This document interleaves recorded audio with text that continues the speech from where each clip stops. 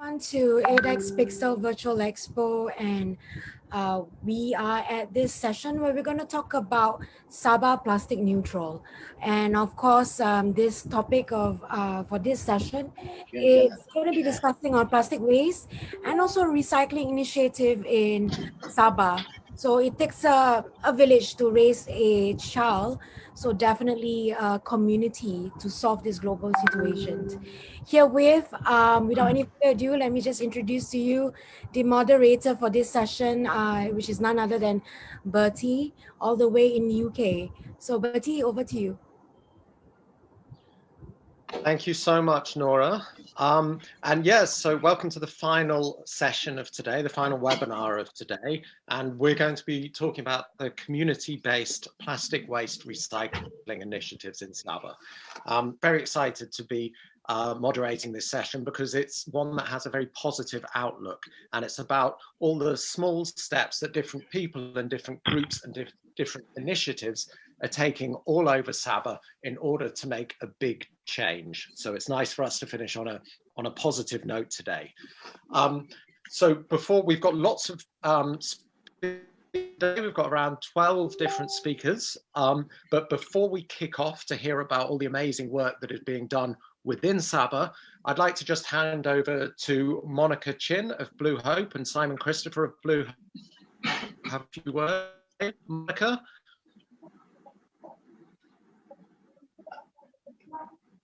Monica, you go. Yeah, hi everyone. Welcome to the final topic that we're gonna discuss. We're gonna share today. It's not so much about. It's not about doing your presentation, and it's more important that how this session is all about. I know all of you are so awesome, and you have done so much during this pandemic time. You have worked with many community. I don't have to mention, and you work over the limit, over people expectation in Sabah. So today is a word to show to the world. It's not only in Sabah, to show to the world that how all of us can come together with Blue Hope, with a Sabah plastic neutral in the near future. Perhaps we can start in December. So my name is Monica, and most of us are friends in Sabah. So today will be more on sharings and share to the people, share to the world that this is what we're doing. It's not for us. It's not for us. It's not for our family, but it's for our future generation, to save our life, for our kids, our generation, not only in Sabah, but the whole world. Today is the World Children's Day, and here will be the session that for you to share with us what you have done and what is your planning. It's not about only plastic, because plastic is the hot topic now, but we need to hear about other ways, other solution. What is the things that you do to contribute back to the community and as well as to our Sabah? Yeah, so that's my words to welcome everyone here in the ADEX show today. Yeah, over to you, Bertie. Thank you. Thank you so much, Monica. And now if we could hear from the founder of Blue Hope and Timor Blue and former head of Scuba Zoo, Simon Christopher. Hi, thanks, Bertie. I mean, I think this is, as Monica says, this is the future. Everyone who's on this panel have embraced the opportunity. They're the early adopters, and it's all about creating alternative livelihoods, circular economies, and getting away from the linear model. And so each of the participants on this panel have their own version on that, and they're the future. So I think that's way too much from me. I'd like to pass over to, if you could go through each panel member and hear their story, because it really is very inspirational. And this is what the world needs to see and the rest of Sabah needs to see. Well, given you're sat right next to him, why don't we start with Mr. Terence Lim, my old buddy from Scuba Zoo. Terence, how are you doing? I'm good, Bertie. Well, and how about yourself? Very well, thank you. Very well. Here in lovely rainy England.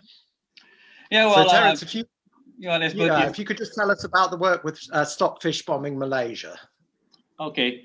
Well, Stockfish Bombing Malaysia is an organization that uses technology to detect blasts underwater. So what it does is it listens into blasts, and when a blast occurs, it will then pick up the blast in real time and provide the information to the local authorities to act on.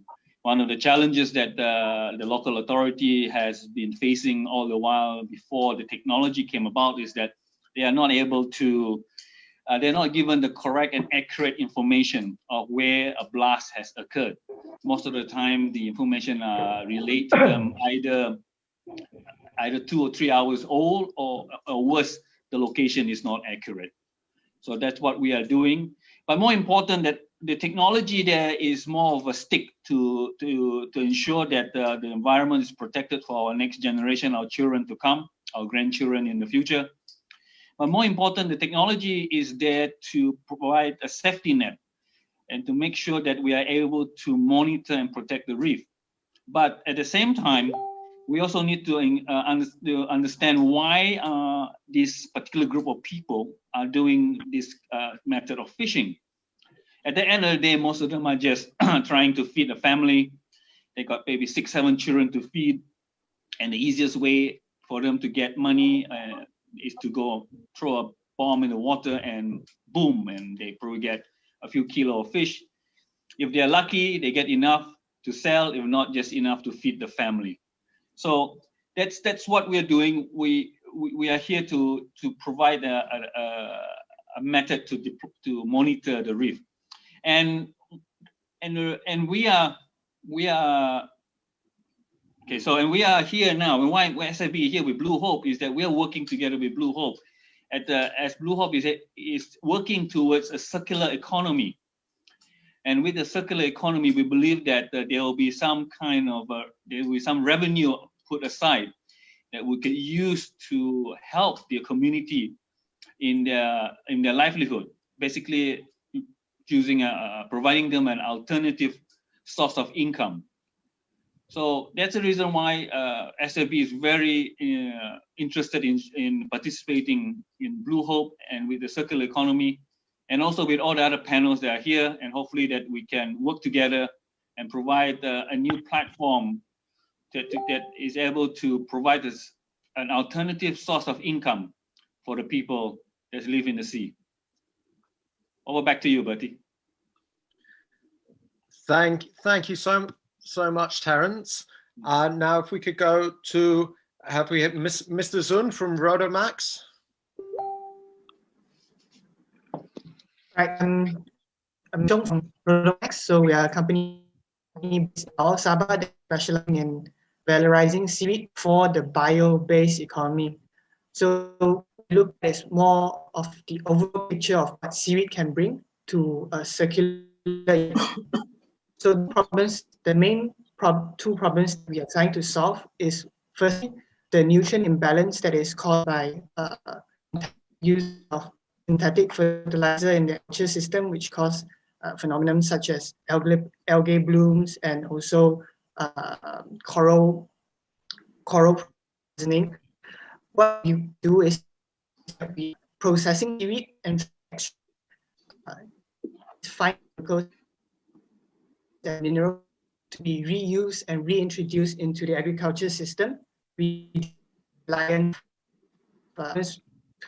to mine further sources, and also we're also indirectly increasing the food security of the nations that have access to a coastline just by cultivating, so they can have access to year round. The second main problem that we're trying to overcome is also the plastics problem. So there are two solutions that we are providing, hopefully be able to provide to the market within the coming months or year. Firstly is the problem that the apparel industry is doing to the environment right now with microplastic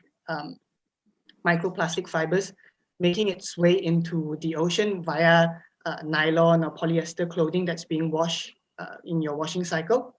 So a population of around 100,000 people contributes to around 360 kilograms of microplastic fibers a year. So that's a huge amount of plastics that's being just produced by washing your clothes each year. And also, if you're thinking, oh, maybe we can help mitigate this problem by wearing cotton shirts, but that also contributes to a huge water footprint. Just to produce one cotton t-shirt, you require around 3 tons of water.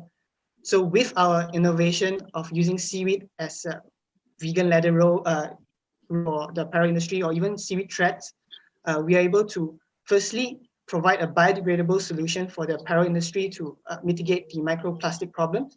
The second one is that we are also able to free up land and also fresh water for the cultivation of food. So you don't really have that problem of food versus fuel or versus fiber kind of debate. So that is one of the things that we're trying to solve. And lastly, what we're also looking at is the single-use packaging problem that is being that the world is facing right now. With our innovation of being biodegradable, a lot of people right now with this whole trend of greenwashing, providing the market with PLA, starch-based, or even fiber-based solutions that not work. So with our solution, we'll be able to provide fully biodegradable product that degrades in the ambient environment without the use of a digester such as what PLA needs. So that's what we are mainly trying to do right now. Thank you so much, Mr. Zun. Really inspirational to hear of some of the work that people are doing out there. It's absolutely fantastic. Apologies, the line was a little bit unstable there at the start, but hopefully the viewers managed to get the gist of what was being said. So I'd now like to go over to Hazel Oakley from TRAC. Hi, Hazel, how are you? Hi, Bertie, good to talk to you again. You too. So, feel free to launch into it. Thanks. So TRAC is a marine conservation organization based in East Sabah, and we're principally concerned with reef restoration and coral rebuilding, but we couldn't ignore the waves of trash that was washing up on our beach every day. So first we started to just collect it and remove the trash off the beach. And then we started to really start to record some data on the beach trash, the marine debris. And that's where we come into the picture, is we're collecting the science behind how much waste is washing up on a known stretch of beach. So our beach is 250 meters long. And we collect anywhere between half a kilo on a low day to 50 kilos on a heavy day of plastic trash off our beach every single day. When we start to look at that, you see the same things cropping up again and again and again. Diapers are a huge problem. Plastic bags, straws, cotton buds, the little plastic center for a cotton bud. We get hundreds and hundreds of those. Water bottles, obviously. Food wrappers is a major contributor to the waste that washes up. And when we started to look at this waste, we were able to start to divide it into things that ought to be recycled, things that are the hard plastics, the number 2, the number 5, the number 7 that can be recycled. And then the things that can't be recycled, but could be used in pyrolysis for energy generation. So you burn it and capture the heat from burning the waste to create energy. And then the things that absolutely must go to the landfill because they can't be either sensibly recycled or consumed in a different way. And so that's where we really come into the picture, is trying to provide some statistics on how big the marine debris plastic problem is, what percentage of it needs recycling, what percentage of it needs dealing with in a different way, and then extrapolating that up to government level and saying, okay, we're going to need X amount of pyrolysis machinery in order just to stop this problem as it is now, not to get rid of the backlog, but simply to deal with what is washing up every single day. Was that it? Yeah, thank you so much, Hazel, demonstrating the importance of science and statistics in the fight against plastic pollution. Now, if we could please hand over to Nina Othman from Grow the Goose. Oh. Nina, the stage is yours. Yeah, our famous Nina Osman. So good evening, everyone. So my name is Nina from Grow the Goose. So essentially what we do is we teach money habits to kids. So, and then while they're doing this, we actually encourage them to start earning, right? So what we're actually doing is we are giving birth to junior social entrepreneurs. And in our program, we teach them to be more socially and environmentally conscious in the way they operate their little businesses. So for example, we have a boy who joined us when he was 11, he's 14 now, and he bakes cookies and saves turtles. So far he has like raised over 6,000 ringgit for 6 different turtle sanctuaries. Then we have my own kids who makes cocoa-based products, and 20% of their profits goes to tree planting initiatives, coral propagation, and things like that. We work very closely with Monica. We also run programs for the youth, unemployed youth or rural youth and things like that. And what we notice is, for example, when we run the rural youth programs, some have not even gone to the ocean or the beach. So they don't know that their actions within their villages actually affects the ocean in the end. Like, for example, they just throw rubbish or burn rubbish and stuff like that. Because out of sight is out of mind, right? So they don't know that it's actually affecting the sea life and things like that. So in our program, we will have a sustainability module, just exposing them to what's happening out there. And so we also run all these beach cleanups, but not just your regular beach cleanups, which again, we learned from Monica. We actually get them to do a beach cleanup in 1 hour and then audit. Like they have to divide everything and count. So, you know, in 1 hour, they collect like 3,000 cigarette butts, 5 condoms, diapers, and they'll be like, what the hell, you know? I mean, how can we do so? How can we collect so much? So those are really eye-opening moments for them. And after 2 years, after 3 years, we speak to them and they say, yeah, you know, that really left an impression on me. And now I make sure that I advocate this to other people as well. So these are some of the things that we do. This is the Orang Asli community, and they have started teaching eco-breaking to their own communities. They were inspired by the boy who bakes cookies to save turtles, so they now manufacture bamboo straws. So yeah, that's what we do actually at Grow the Goose. Thank you. Okay, thank you so much, Nina. Great work that you're doing on the ground and with the local communities there. So now if we could pass over to Joe from Seong Films. Joe? You're on mute. Yep, I'm on. Hi, everyone. Thank you. I'll turn my fan off. Thanks for having us, and thanks for organising this to Blue Hope. So a little bit about our organisation. It's actually it's waste management, but we actually focused on glass recycling. So the name of the organisation is called Ripple, and it was so I co-founded it with Anna Simbang, who's the CEO of Pakos Trust. So we came together with some skills. So I'm a filmmaker, so I'm about storytelling and education and making digital educational content. And Anne has all of the community involvement. We then brought together a whole lot of inspiring individuals like Tracy, who's one of the panelists here, and a number of others. And what we wanted to do with the glass recycling was to basically use a glass crusher. Oh, Monica, do you mind putting the glass crusher up? So we use the glass crusher, and we engage with communities to get glass, crush it, and make it into different products. So there's the glass crusher that you can see there. It's from New Zealand, and it was sponsored by Hyatt very kindly. So this we got it this time last year. So it's basically been a pilot study to find out, one, how much glass is there, and it turns out there's actually lots. A lot of people, because plastic is, you know, is such in the forefront of everybody's minds.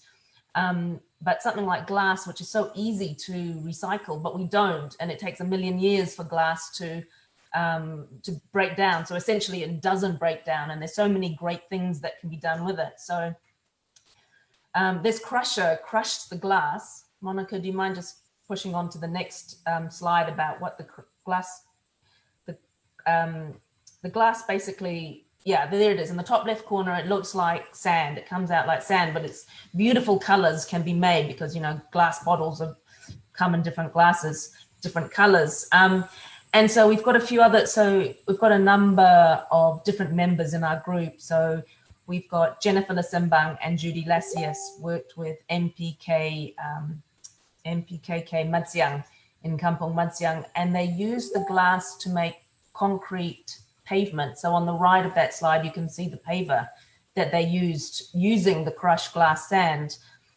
Tracy Yap, who is also in our group, she's been making the crushed glass sand into planters. So that's something that we're looking at for next year.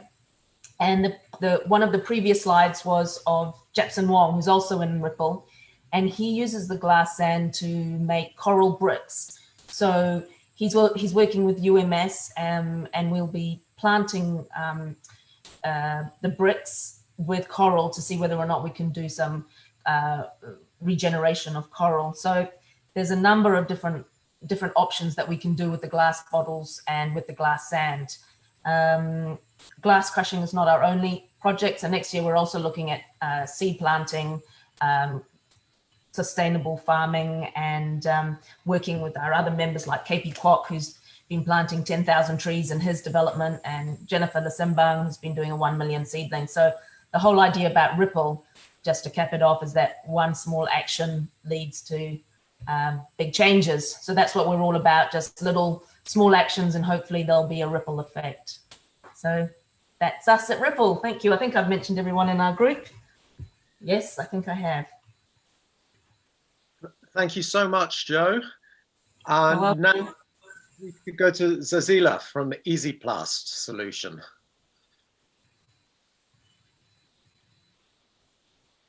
Zazila, is Zazila here? All right. Okay, looks like Zazila isn't here. What about Brian Ho from BH Eco Packaging, please, Brian? Hi guys, thanks everyone. My name is Brian. I'm from Eco Packaging. So my business mainly based in KK Sabah. So what I do here, so I founded this company last year. So my company mainly promote eco-friendly packaging. For example, lunch boxes made from sugarcane, straw made from corn, rice, and also tablewares from sugarcanes, bags from corns, and etc. So the purpose of this business is to promote a solution to replace plastic. But of course, disposable plastic packaging is still a need for East Malaysia market. But I'm here not to replace, but I'm here to offer a better option for the market or for the businesses that can afford, I would say, slightly expensive products. And then after that, I realized there are a huge problem in this market, which is awareness and education. And there are a lot of fake, I would say, fake eco-friendly products. So I simply divide them into 4 categories. So first, degradable. So degradable products is mainly everything. Plastic is degradable, but in 300 years. Okay, so there are some products marketed in supermarkets as biodegradable plastic bag. So this is I would say it's not a false advertising, but it's not a right term to use. So the second term will be biodegradable. Biodegradable in marketing term, okay, it means breakdown into smaller pieces. Okay, but in our industry, biodegradable is also plastic. It's just plastic plus some additive.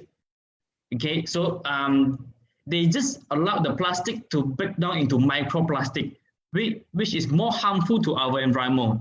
Environmental. Third, I would say is compostable. So compostable products is slightly better.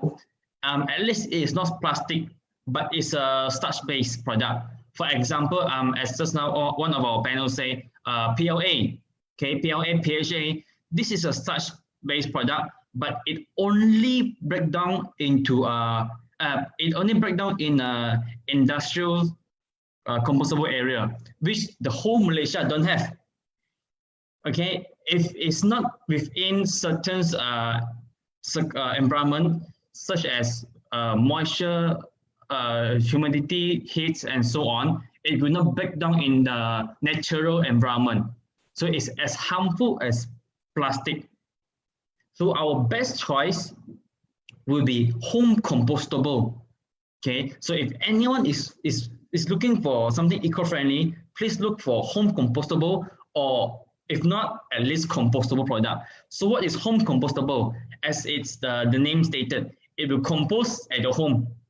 Okay, so home compostable is a product that is first have to make from 100% fiber, such as sugarcane, okay, or seaweed.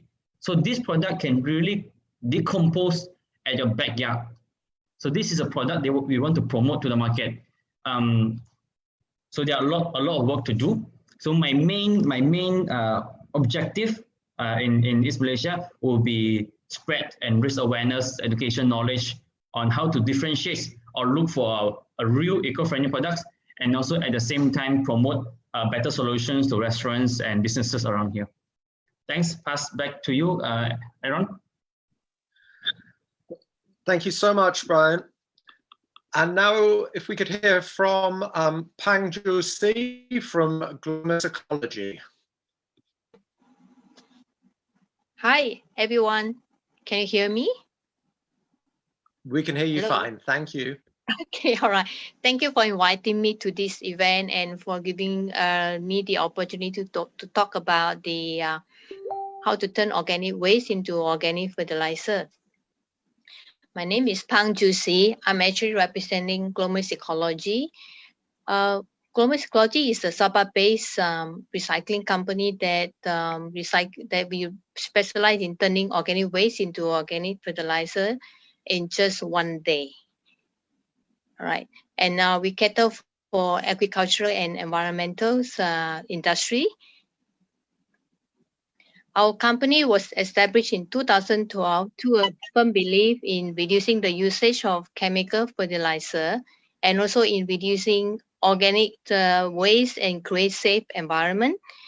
It is therefore the aim was and still is to find, highlight and promote individuals around Sabah to reduce the food waste to be sent to the landfill.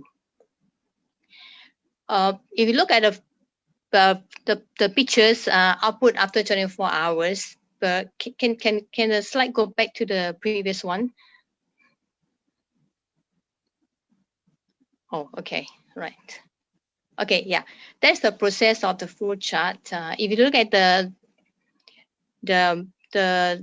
left bottom where normally we loaded with food waste and agricultural waste, and follow with the BM1 enzyme that we put into the digester, and after 24 hours, that's what you look at it, the next output after 24 hours. Can you show the next slide? Yeah, that's exactly how it looked like, a pathogen-free and 100% pure organic fertilizer.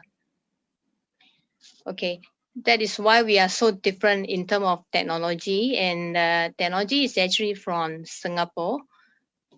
And we are actually strongly encourage most of the palm oil mill to turn their empty fruit bunches into organic fertilizer.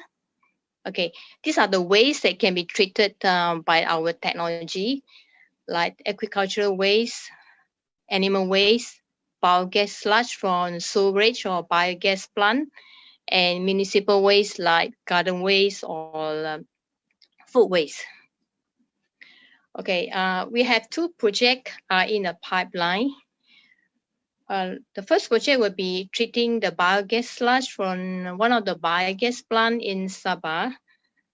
And the second project will be constructing eco-bricks fencing for our new site, which requires 14,000 of eco-bricks. The person in charge is none other than Tracy Yap. And also, I would like to say thank you to Monica for coordinating the eco-bricks too. Okay, these are some of the products we are actually, all right, sorry. So some of the product we are actually produced from the organic food waste. Okay, anyway, I think I will just end here since time is quite short for us. Thank you.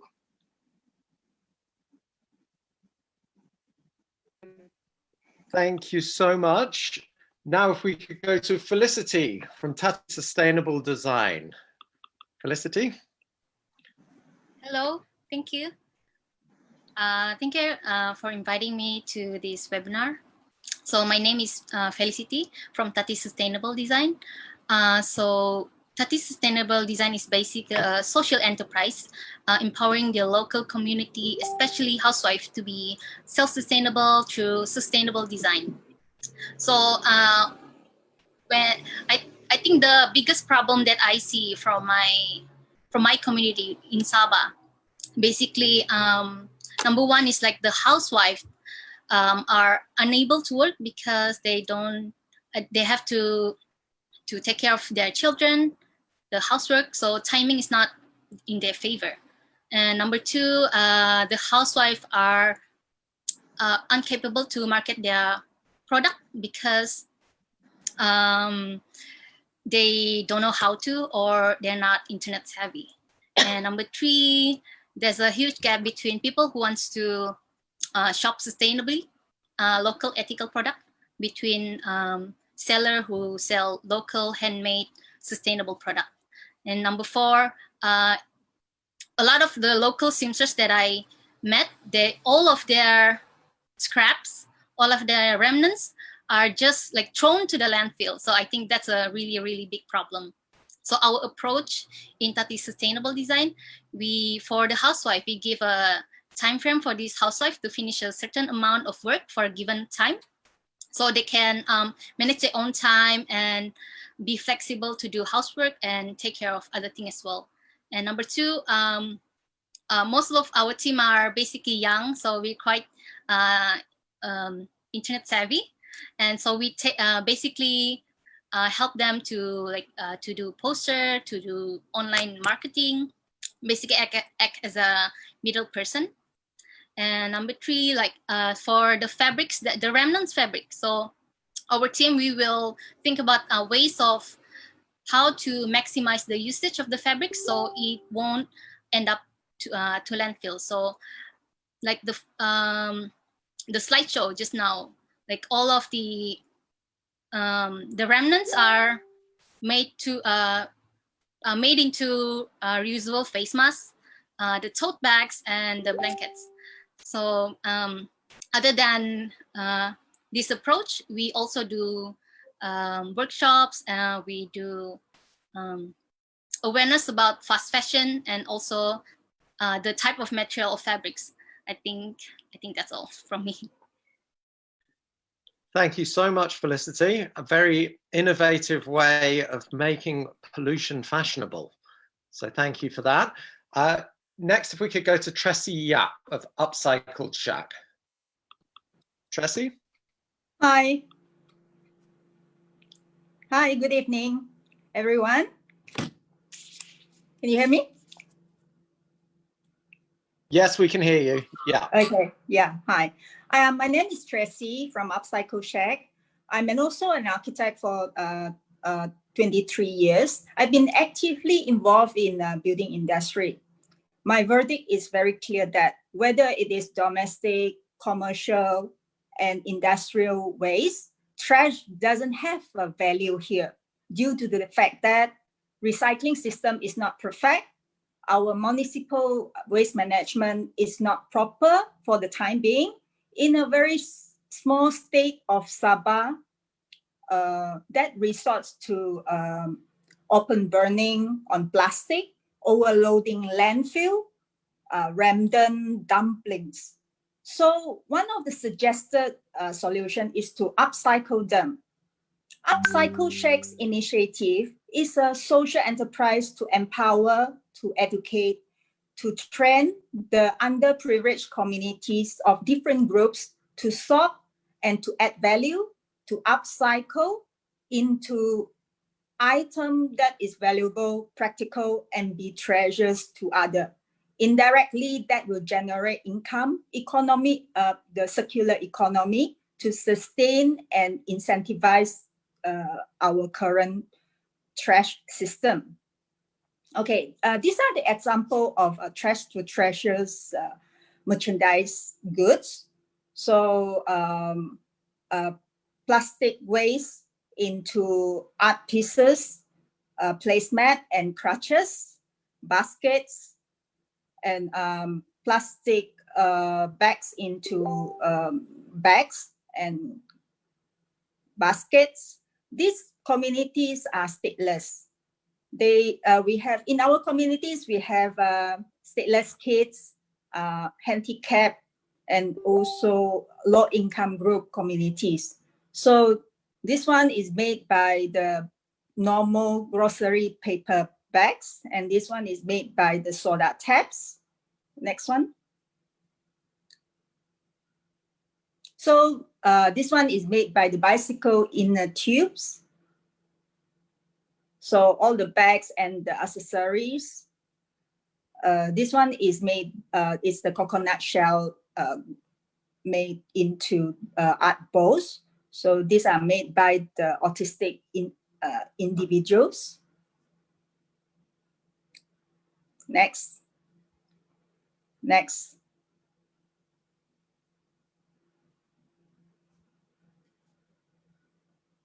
Next. That's all, Tracy. Oh, okay. I thought there are many. Yeah, that's all we Okay. have. Yeah. So these are the merchandise that made by different communities. So we hope that with the guidance and vision of Blue Hope, we will move into a better a betterment to our communities with less pollution, to minimize the pollution and landfill. Okay, thank you very much. Over to you. Thank you so much, Tracy. Absolutely stunning products there as well. Really innovative.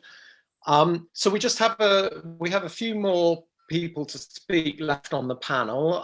Remember that you can ask your questions to any of the panel by typing in your question, and we'll have time for a quick question and answer session at the end of this session. So now, if we could go to Dr. Jidon Adrian Janaun. Apologies, have I pronounced your name correctly? I'm Jidon. Jidon. Oh, yeah. Apologies, Jidon. No, that's problem. Yeah, hi everyone. This is my great pleasure to be, with you guys. My name is Jidon. I'm a lecturer at the University of Malaysia Sabah. So yeah, I do teach. I do research. And today I would like to share two of my researches which directly related to the topic today. Number one, I would like to start with saying that one of the greatest invention in mankind, I will say, is plastic. Even though in today's we say plastic is bad, but like it or not, plastic helps a lot. And because of that, we know when we do research, we want to have a mindset that we are going to live with plastic. So when we devise or we try to solve this problem, particularly in Sabah, we notice, for example, there are so many campaigns already, efforts to eradicate these plastic pollutions, but no way for us to come near to solving this problem. So then we realized that we need to change the way we tackle this problem. So one of the ways that we think that will accelerate the solutions of this problem is monetizing this problem.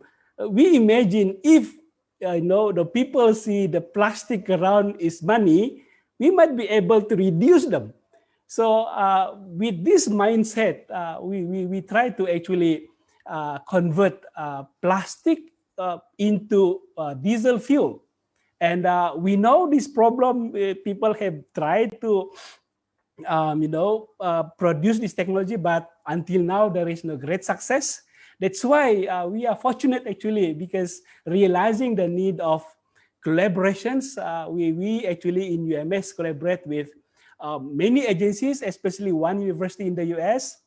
We are so fortunate to work with Professor Jeffrey and Andrea in Spain. And we actually focus on one island in Sabah, Marble Island, because as we know, Marble is beautiful island, and at the same time it is full with trash. So that is our initiative now. We're supposed to actually start this project early this year, but because of this MCO, we've been delaying this, and hopefully we can kick off the project next year.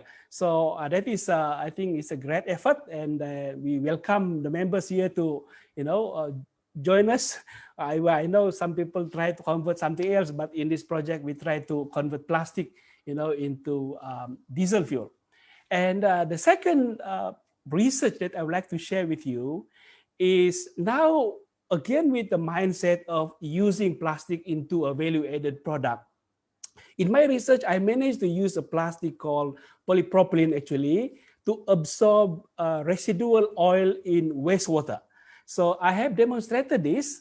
It works in absorbing oil in a very low concentration.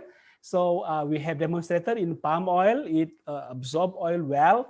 And we are now working this into absorbing waste oil in waters also. So right now we are using clean, nice plastic, but at the same time we try to use all this waste plastic as oil adsorbent. So yeah, that's all to sharing from me. So yeah, thank you. Thank you so much, Jidon. Absolutely incredible. Turning plastic back into fuel, which is an amazing technology that's available to us now. If we could please go to Adrian Lassenbang from Tonabung Hydro Energy. Hello, good evening, everyone.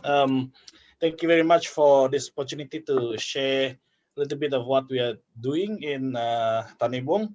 And just for information, Tonabung is a local-based NGO. We are based in Penampang, Sabah, and we have a center in Penampang called CREATE, Center for Renewable Energy and Appropriate Technologies. So I think the sharing that I uploaded in the group was, I would like to take the opportunity to talk about our effort to turn plastic waste into turbine blades. Basically, Tonabung runs program for rural electrification through micro hydro systems.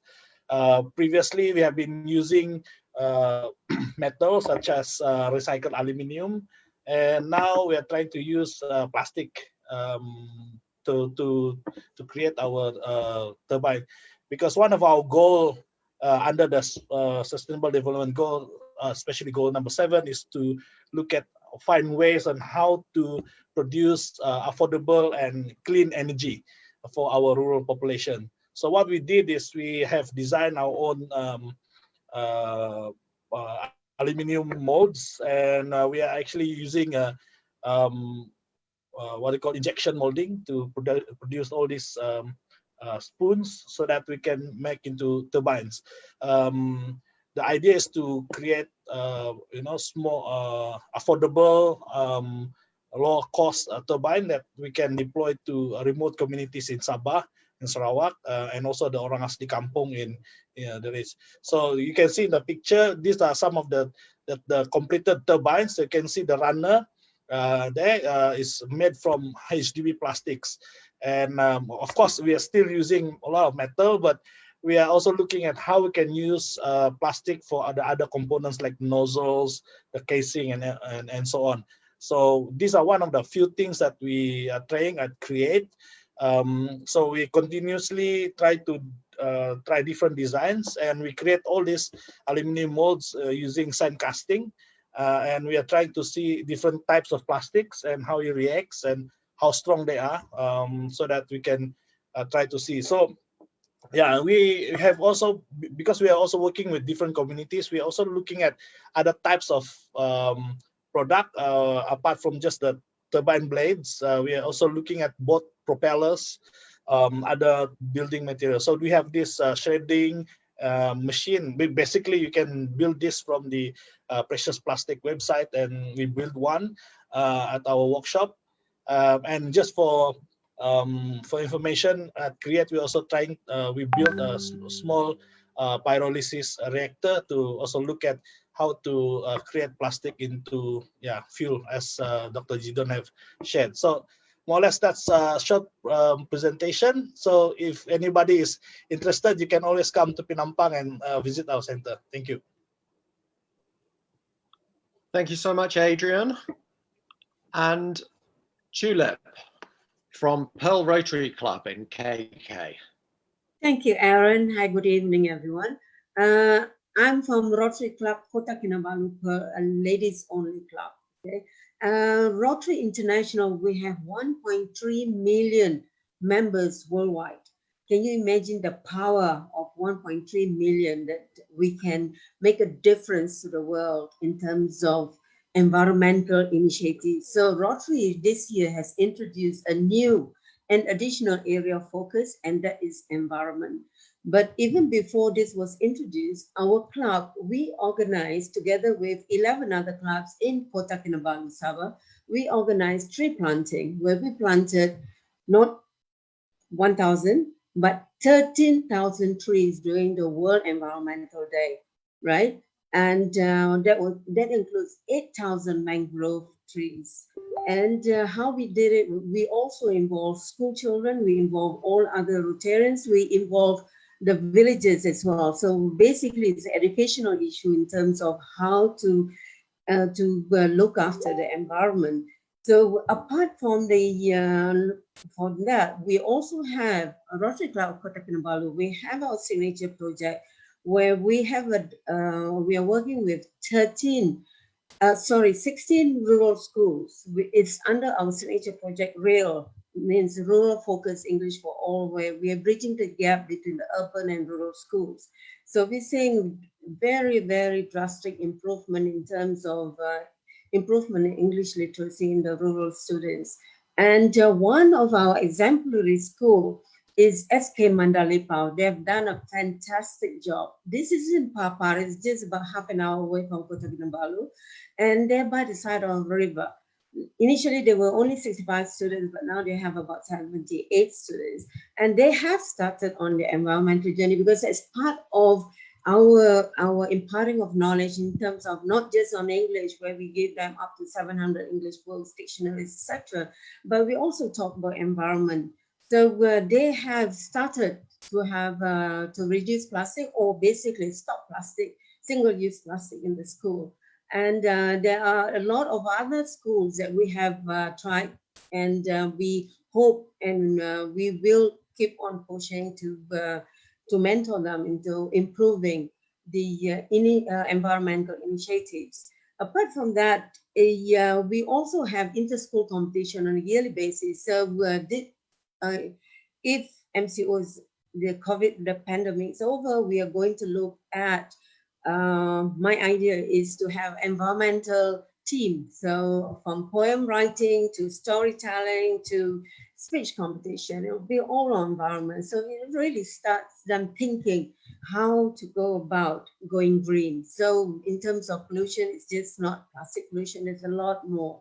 right? So apart from that, I'm also on the Environmental Action Committee, where we are very, very concerned about the pollution in the state, especially in the ocean and the plastic pollution. So we, with a lot of other NGOs and concerned environmentalists, we have formed a Blue Ocean collaboration, and we are trying to make changes and hoping for the government to push and gently push the government to have a change in terms of initiatives to instead, like I live near the city, I still have behind my house people doing open burning, and it's still happening. So a lot of things still needs to be done, just not on plastic, but a lot of air pollution, water pollution, etc.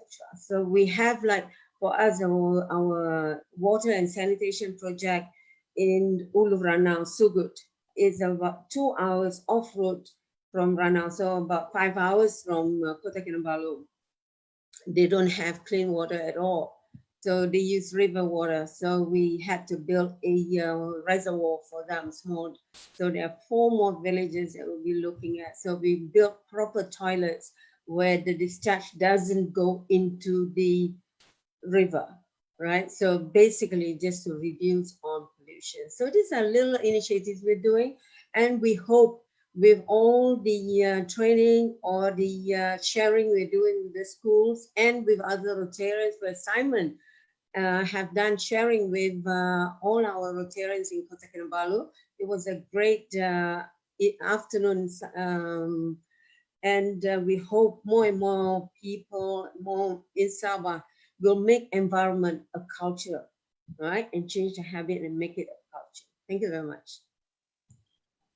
Very well said. Thank you, Tulip, for telling us all about the work that the Rotary Club in KK is doing.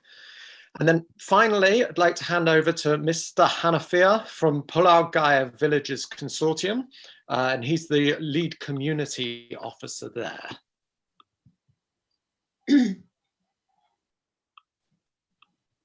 Over to you. I think you're muted.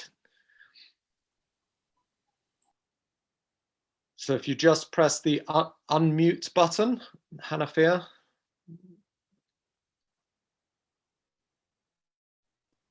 Buka kau punya microphone. Still Unmute. says that you have the mute button on. Yeah. Okay. Okay, got Hello, you. thank you. Over to Sorry. you. Thank you.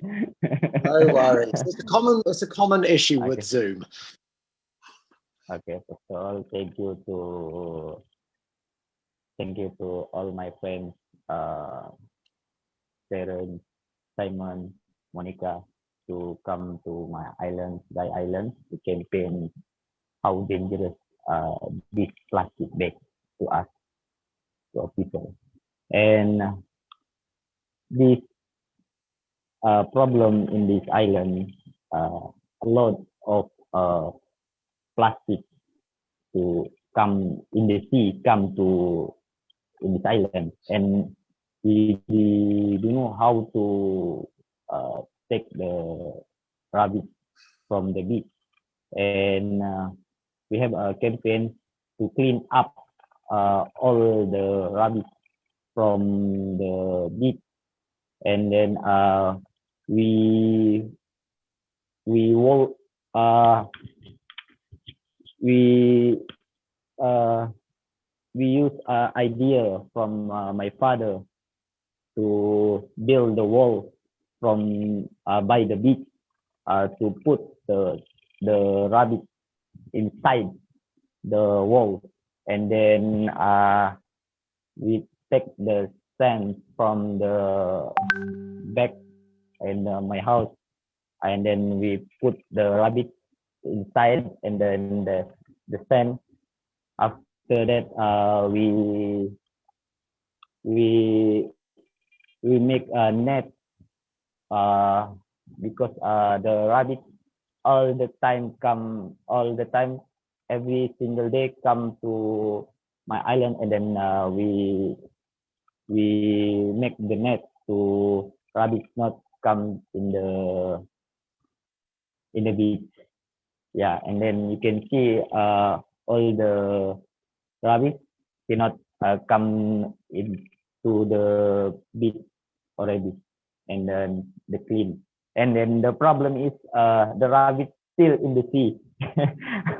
We don't know how to take the problem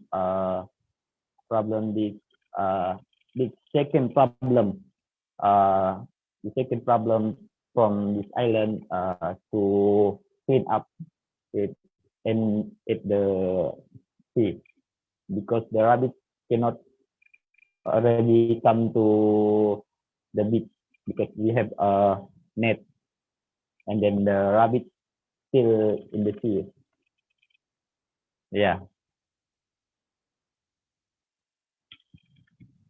Okay. Yeah, like you can see this one. I drink the coconut after finish the take the rabbit from the beach, and then actually the rabbit already inside in the wall, the wall to put the rabbit inside. Yeah. Yeah, everybody, just a quick one. So, Jeff, Yeah. can you return to the previous slide? Yeah. So basically, Hanafia is leading the whole village in Pulau Gaya. So he's our leader for our project in Pulau Gaya soon. So what they have done, the biggest initiative here, they built the wall and then take out the garbage, but pile it up in the backyard and take the sand again and then fill it up where the gap that you guys see where he's sitting on, and then will look beautiful. And then they do initiative to plant the grass to beautify it. On that sand, but actually underneath is years and over the years, all the plastic garbage, all the trash has been accumulate in that island for many years. So they are looking for more initiative and more people, more community to come up and help them real soon. Yeah, well done, Hanafia. Well done. Thank you, Monica. Yeah, all right. Thank you. So over to you, Thank you, Bertie. Karen. Thank you, Hanafia. Thank you very much. What a fantastic way for us to finish all of our webinars for the day in a really positive note, and really seeing the difference that a committed group of individuals can make, and also how Sabah is leading the way in creating innovative, cutting-edge initiatives in order to clean up the environment. Unless, do we have anything else from Monica and Simon before we do a final wrap-up? Yeah, I No? think I give it to Simon. Simon, is Thank that... you. I speak so much. Yeah, I mean, it's so inspirational. I mean, I only know sort of 60, 70% of them. Just hearing the rest is very exciting. We are the movement. Together, we are the collaborative, we're the collective. Sabah Plastic Neutral will become a very strong force very quickly. I think one thing I wanted to point out is that in terms of opportunities for Sabah, looking at Brian, I find Brian's situation very inspirational, because when you actually drill down and look at that sort of business model, the reality is that all of those eco products, where do they come from, Brian? Are you there, Brian? Maybe you could just answer. If you could just see just bear with me where I'm going with this. But right now, those eco products, I don't believe they come from Sabah, do they? No, the best is from West Malaysia, some from Thailand and China.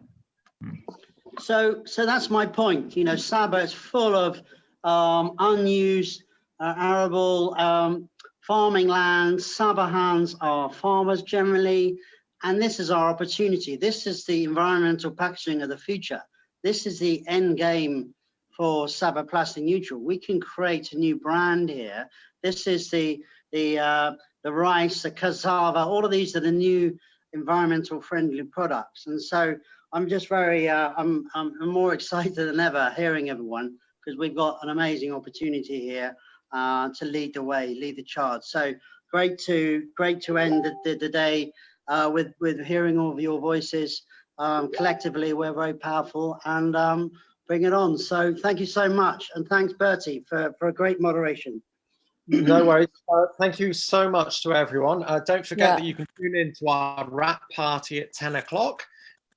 Thank you to everyone as well for watching Blue Hope's webinars for World Children's Day, brought to you by ADEX. And thank you to all of our panelists, moderators, and administrators.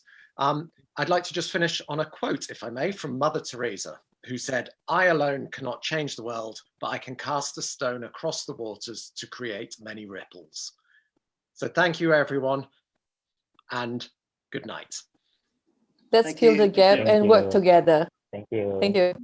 Thank you. Thank you, everyone. Good night. See you in the party. Bye. Thank you, Monica. Thank you. Thank you. Bye. See you, Anopia. See everyone. Bye. Bye. See ya. Thank Bye. you. Thank you, everyone. Good night. Bye.